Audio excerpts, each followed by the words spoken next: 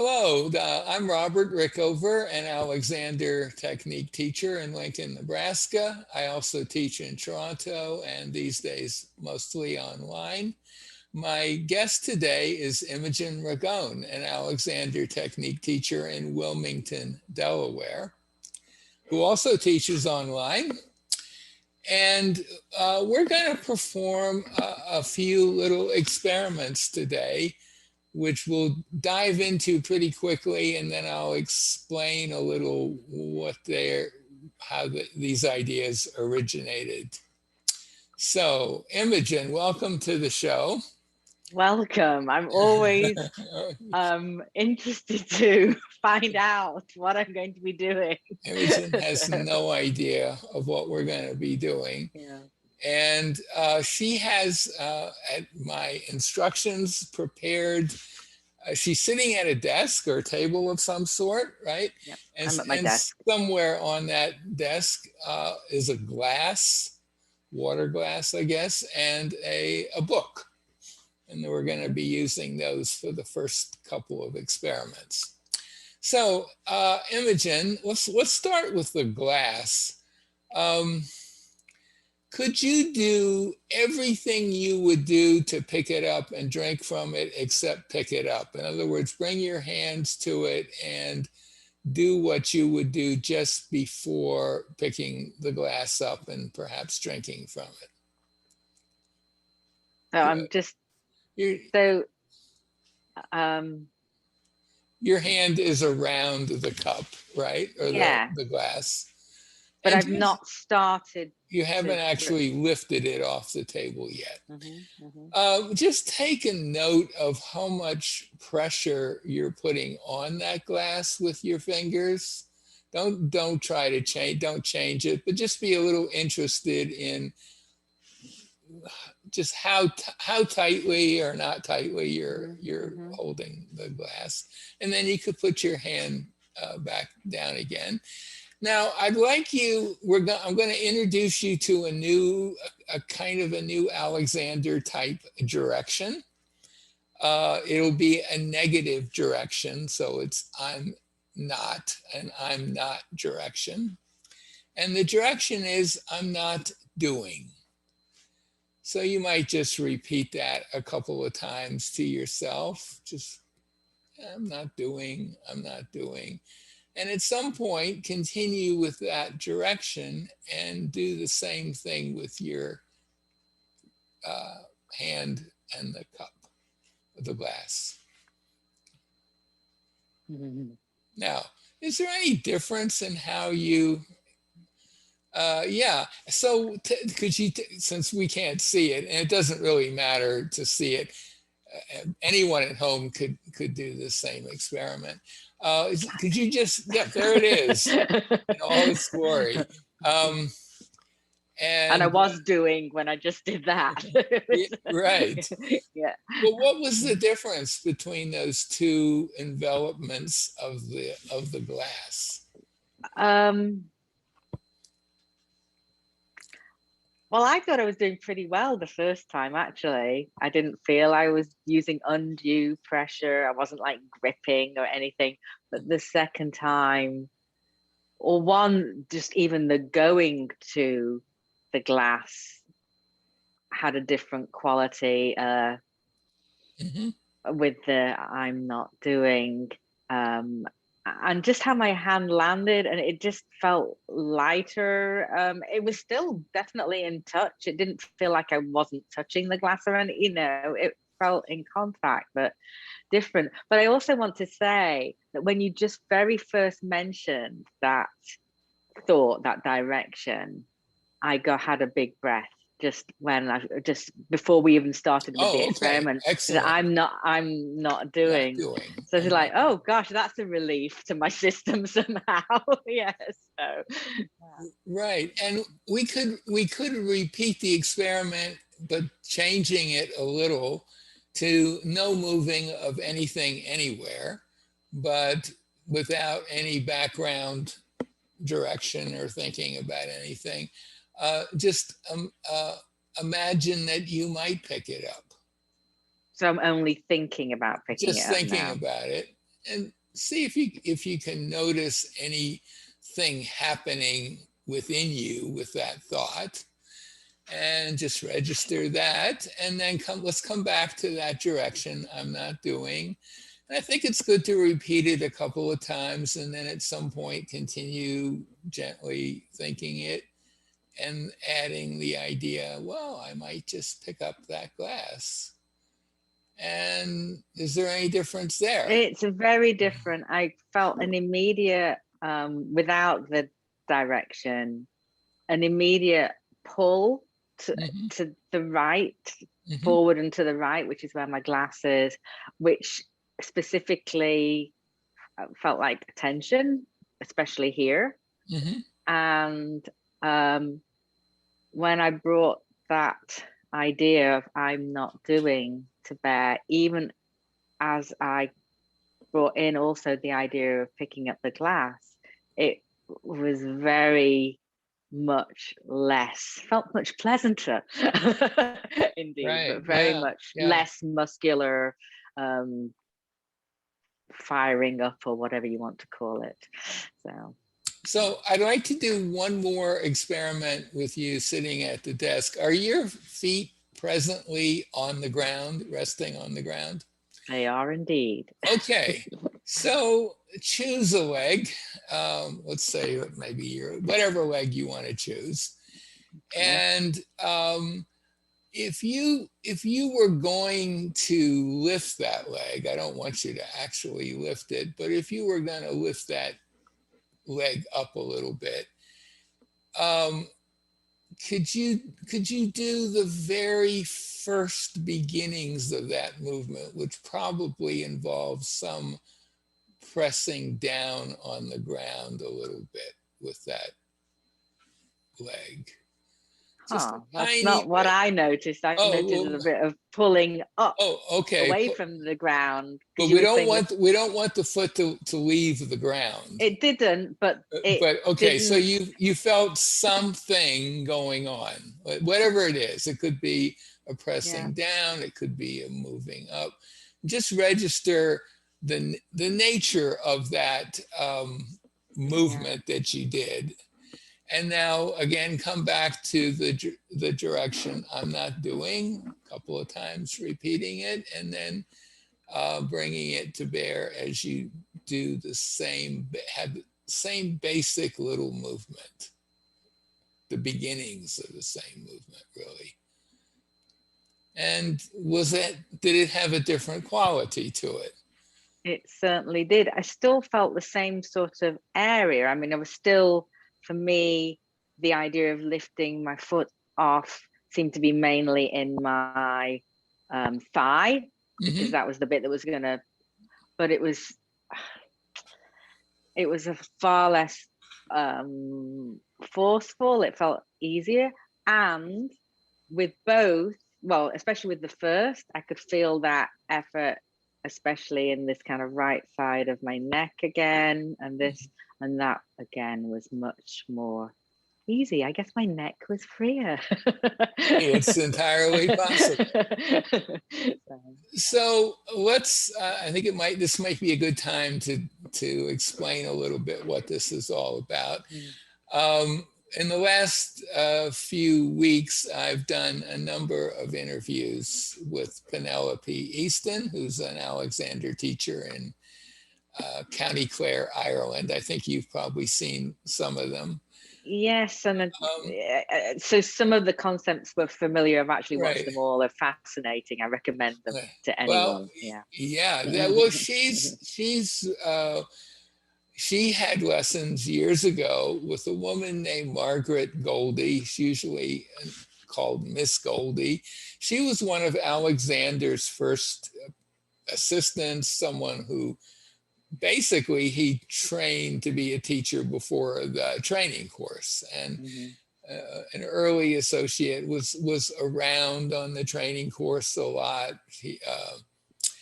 And she, unlike some of the other students of Alexander who kind of rose to prominence after he passed away in 1955, and they began having training courses, people like Walter Carrington and the Barlows and Patrick McDonald, and there might have been another one or two out there.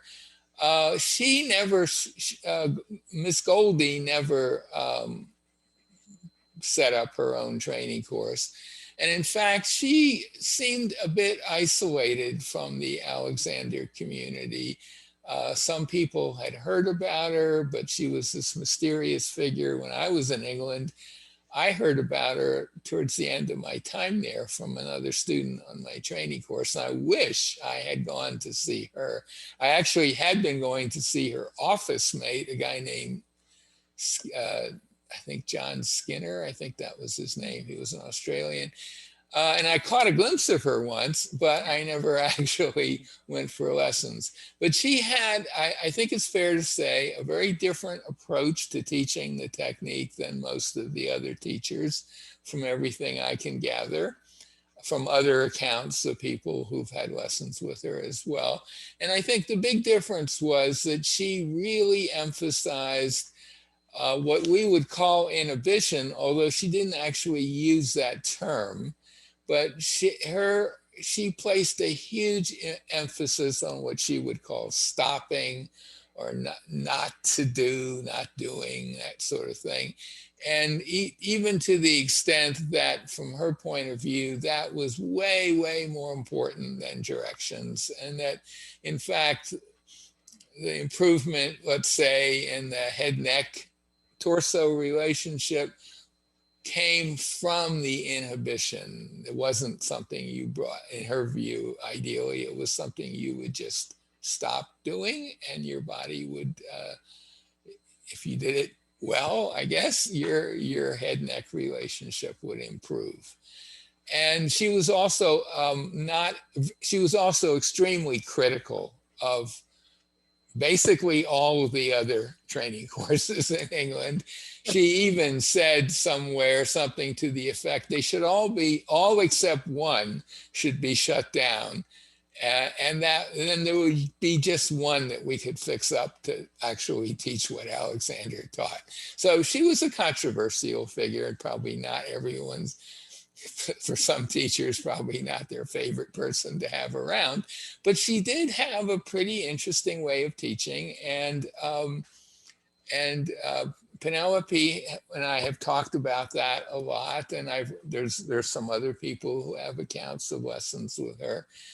There's a really nice little book by a woman named Fiona. Can't think of her last name now, but she wrote a little book called Not to Do. And I have all that information on a little web page about Margaret Goldie. So when I was thinking about this, I realized that on my training course,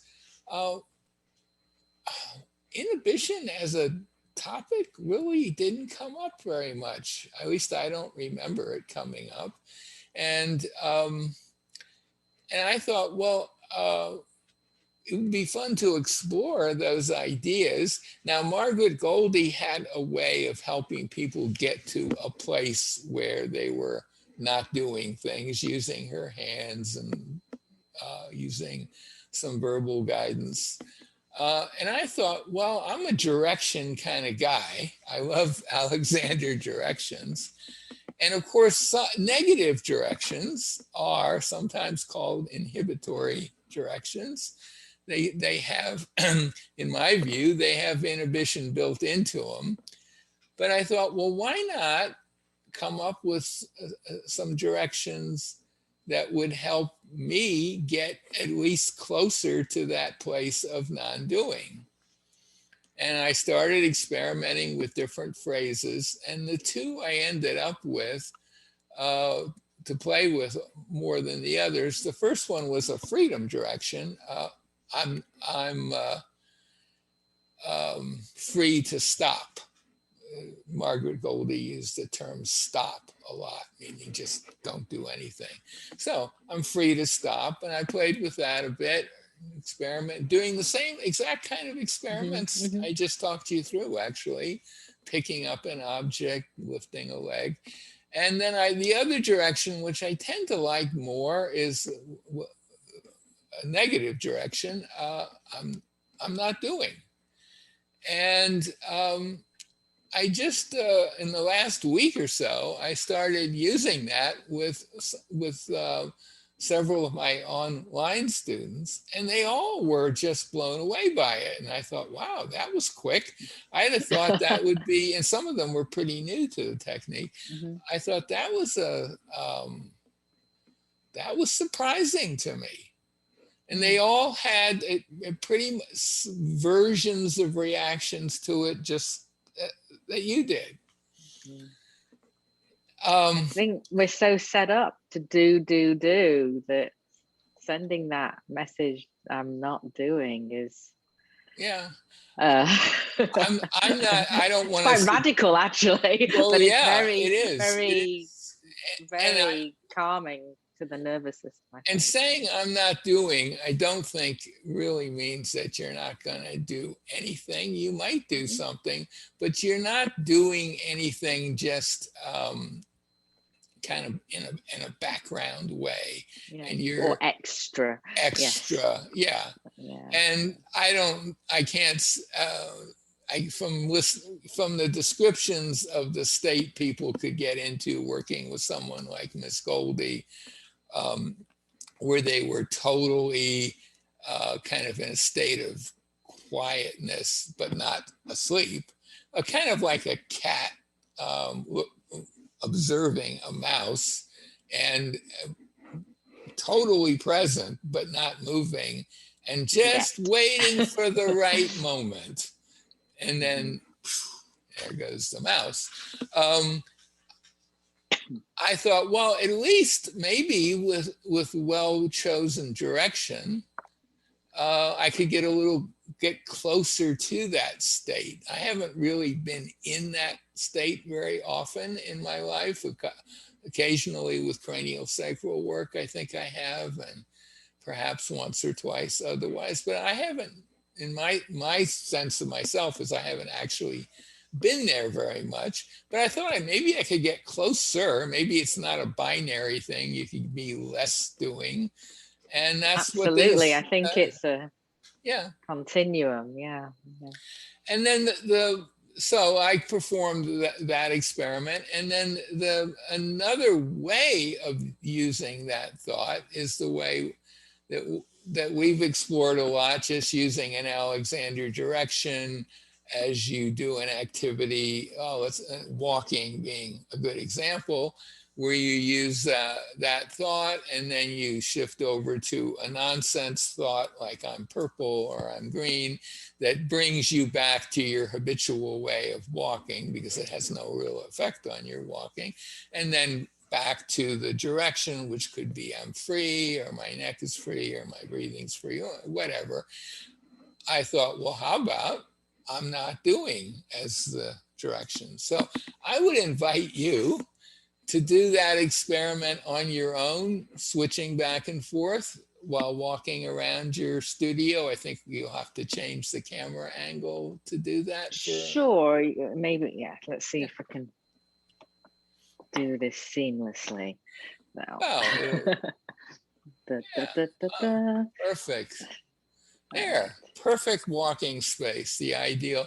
And Is this good enough? It's perfect. Yeah, and just walk around or back and forth or circles, whatever you're comfortable with, and just walk part of the time, a few steps with I'm not doing, and then a few steps with I'm green or I'm purple or some other nonsense thought, and then back again. And let me know if you can sense any difference in the quality of your walking, particularly your footfalls, how much pressure is going against the floor, how loud are your feet, that sort of thing are good indicators. And let me know what you've discovered.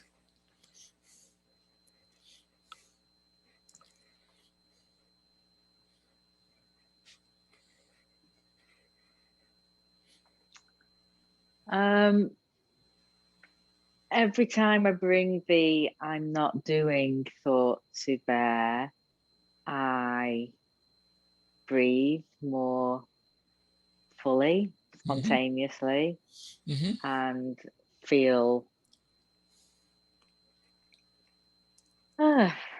everything feels just a little bit easier. I don't think my walking was particularly heavy or awful. I didn't notice anything particularly about the sound, but I'm wearing just in my socks anyway. But yeah, it was interesting. Even though my general walking felt pretty nice, there was an added bonus. Interestingly, to me, it wasn't as the contrast wasn't as stark as when I was picking up the glass and sitting at my desk. And there may be something about moving and walking that for me generally is more freeing, and I don't know. Well, it was just an experiment, but I found that, yes, it had an effect. It definitely has some kind of effect. If you could return to your desk so we could just close out the conversation, and I want to throw out a couple of ideas for our viewers.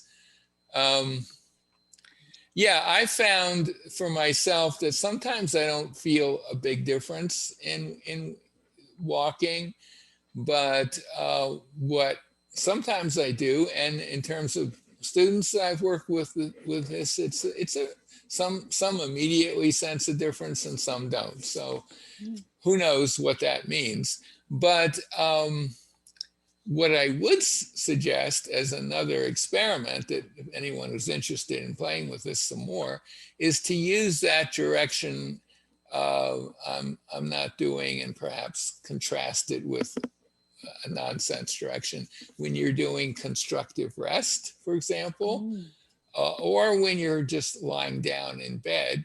I found in both those situations, the big thing that just pops out is breathing. It gets fuller and easier and fuller.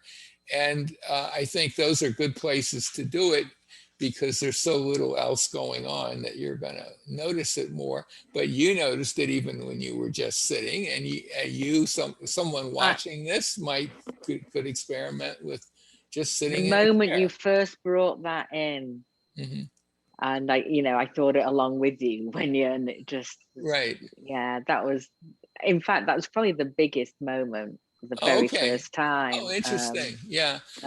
But maybe it's going to be different for everybody. And the kind of experiments that we've done, of picking up an object or moving a limb, that sort of thing, I'm sure anyone watching this, if they want to pursue it, could certainly do those experiments and come up with other ones.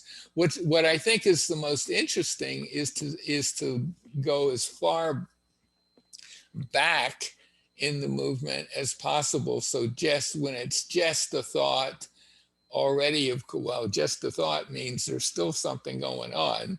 And what is it that goes on? And is it easier and lighter when you're using that direction I'm not doing? And then you could take it into the beginning of a movement, but no actual movement, what kind of pre-movement thing. And then you could take it the next step to, in the case of the book, for example, putting your hand around it and actually lifting it up and seeing, so you could do various stages of any movement. I think it's something that's worth exploring. And I will put a link by this interview to a page I've created about Margaret Goldie's teaching, and it'll have all the interviews I did with Penelope, as well as some other material, some biographical material, and some books you can get about people's experiences with her work. So I'm going to definitely experiment more with this myself, and my students will probably get to benefit from these experiments too. Go ahead. One last thing is that one of the things I was struck by in your interviews with Penelope was her use of the term coming to quiet or Coming bringing, to quiet. and it's anyway, that had been an idea I explored myself kind of with the freedom direction stuff a while ago, and it just was reminding me of that. So a possible direction would be I'm free to come to quiet. I'm free to come to quiet, or you know, something like that. It wasn't exactly how I worded it, but I might experiment with that. Yeah, I would experiment with, see if you, the viewer or listener, if this will be a podcast at some point, see if you can come up with your own directions that, because this is not, there's no standardization here yet. I mean, there's I don't think there ever will be, because it's very be. Personal what works better for one person. I mean, but there are some general things that tend to help a lot of people. So if you start coming up with directions, just a little word of warning, keep them short as possible, and just think them, don't do them. Of course, thinking is going to be a little bit of doing, but these are just mental directions, and they're not something that for you to do. You didn't do anything when you said I'm not doing. In fact, I think that's maybe what's essence. I think that's maybe what's so good about that one, because it's really clear I'm not doing. It's a tough one to do. Yeah. And my sense is that the kind of effects it has on things like picking up a glass or lifting your leg or whatever are somewhat similar to what a negative direction or a freedom direction might bring about. But when you say I'm not doing, it kind of covers any conceivable action you might contemplate. Whereas typically we think, well, I'm not doing a specific thing like lifting my leg as a negative direction, or I'm not tensing my neck. But this is just I'm not doing, and it's pretty much everything. So anything else you want to add before we bring this? I don't think so, but as usual, it's been very interesting, and I learned something, and I've got something new to play with myself. So well, you can't do better than that. So my guest today has been Imogen Ragone, an Alexander technique teacher in Wilmington, Delaware. I'll put a link to her website by the interview. I'll also put a link to the page I mentioned about Margaret Goldie, where you can find a lot more information about her and the experience people have had of her work. She did not write anything herself, as far as I know.